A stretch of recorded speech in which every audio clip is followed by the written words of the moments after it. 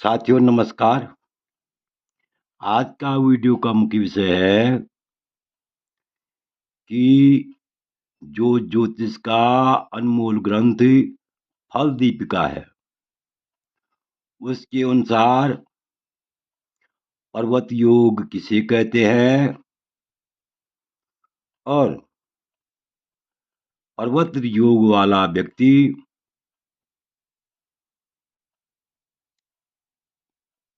अत्यंत वैभवशाली होता है। गरीब से गरीब घर में जन्म लेने पर भी वह जो है अत्यंत वैभवशाली होता है, चल अचल संपत्ति का मालिक होता है या उच्च पदाधिकारी होता है। तो देखिए, यहाँ पर देखेंगे हम फल दीपिका के अनुसार पर्वत योग किसे कहते हैं।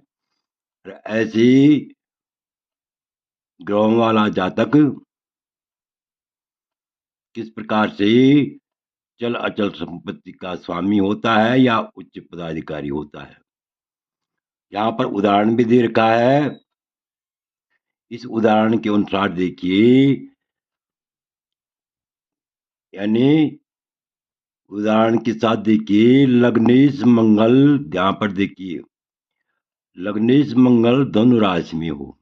इससे पहले मेरा आप लोगों से अनुरोध है, यदि आपने अभी तक मेरा चैनल सब्सक्राइब नहीं किया तो अवश्य सब्सक्राइब करने का कष्ट करें, वीडियो को लाइक करें, शेयर करें। तो देखिए, यहाँ पर लिखा हुआ है, ये उदाहरण के लिए कुंडली भी दे रखी है, ताकि आप भली बात समझ सकें। तो लिखा हुआ है लग्नेश मंगल धनु राशि में हो, यानी पर्वत योग किसे कहते हैं। जन्म कुंडली में कैसे योगों को पर्वत योग कहते हैं। तो देखिए, यहाँ पर लिखा हुआ है लग्नेश मंगल धनु राशि में स्थित हो, यानी लग्नेश क्या हो, मंगल कहाँ हो, धनु राशि में स्थित हो। और इस धनु राशि का स्वामी बृहस्पति अपनी उच्च राशि अर्थात कर्क राशि में स्थित होकर केंद्र में हो। तो इस योग को पर्वत योग कहते हैं, अर्थात यह योग पर्वत योग हुआ। जो व्यक्ति, जो मनुष्य पर्वत योग में उत्पन्न होता है, उसका सुख और धन दोनों स्थिर रहते हैं। जैसे पर्वत स्थिर रहता है, उसी प्रकार जो व्यक्ति पर्वत योग में उत्पन्न होता है, उसका सुख और धन दोनों स्थिर रहते हैं। पर्वत की समानी क्या रहते हैं, स्थिर रहते हैं। वह स्थिर कार्य करने वाला होता है, किसी भी कार्य को करेगा।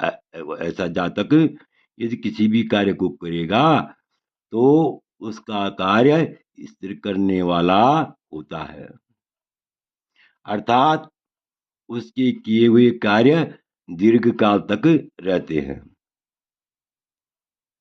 वो जो भी कार्य करता है, उसके सभी कार्य क्या होते हैं, दीर्घ काल तक स्थिर रहते हैं। चाहे मकान बनाना हो, बाग लगाना हो, फैक्ट्री बनाना हो, ये सभी कार्य उसके क्या होते हैं, स्थिर होते हैं। या धर्मशाला बनाना हो, या कोई या तालाब खुदवाना हो, जो भी वह कार्य करता है, अधिकांश परोपकार के लिए करता है और उसके किए हुए कार्य स्थिर रहते हैं। पर्वत योग वाला मनुष्य, ध्यान से देखिए, पर्वत योग वाला मनुष्य क्षितीश्वर, अर्थात क्षितीश्वर का मतलब होता है पृथ्वी भूमि का मालिक या उच्च पदाधिकारी होता है। तो अर्थात कुल मिलाकर के पर्वत योग वाला मनुष्य क्षितीश्वर अर्थात भूमि का मालिक, चल अचल संपत्ति का स्वामी और उच्चाधिकारी होता है। इस योग का जातक स्वतः ही क्या होता है, अत्यंत धनवान होता है। तो अब हम यहाँ पर उदाहरण के माध्यम से समझाएंगे। ये है पर्वत योग। ध्यान से देखिए, यदि इस प्रकार के योग होते हैं, शर्त क्या है, इन्हें लग्नेश क्या हो, मंगल हो।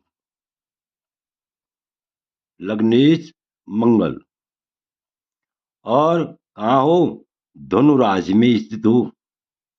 तो यहाँ पर लग्न है मेघ। मेघ वृश्चिक और भौम। मेघ और वृश्चिक का स्वामी क्या होता है, मंगल होता है। इसलिए मेघ का स्वामी मंगल कहाँ है, अष्टम स्थान में बैठा हुआ। और यम क्या, यानी लग्न को पंचम दृष्टि दिख रहा है, 1 2 3 4 5।